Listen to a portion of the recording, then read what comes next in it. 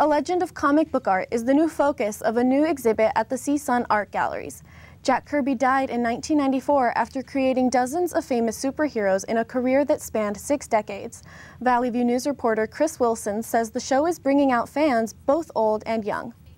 Young Dante is a recent comic book fan. So I try to read at least 2 issues a week.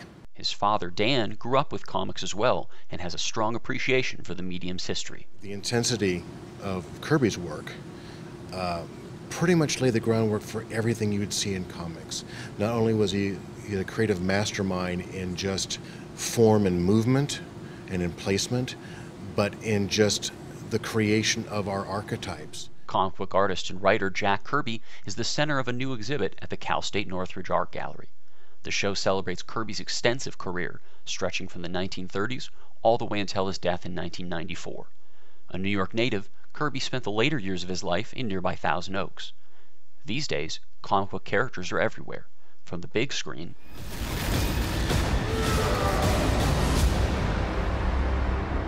to the small screen. I'm just trying to make my city a better place. To the very small screen. It's easy to forget that all these characters started as drawings on paper. Show curator and CSUN English professor Charles Hatfield wants to remind people of the origins of so many of these famous figures. To introduce people to the power of Kirby's art, not just the characters and concepts, the things from the movies, but to actually introduce or reintroduce them to the raw artwork on these boards.